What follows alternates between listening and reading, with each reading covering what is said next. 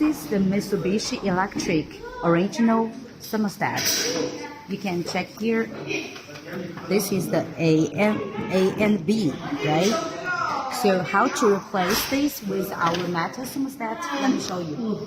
This is the manual, and you can see Mitsubishi electric, and here shows you should connect with YE and Y2 and non-polarized.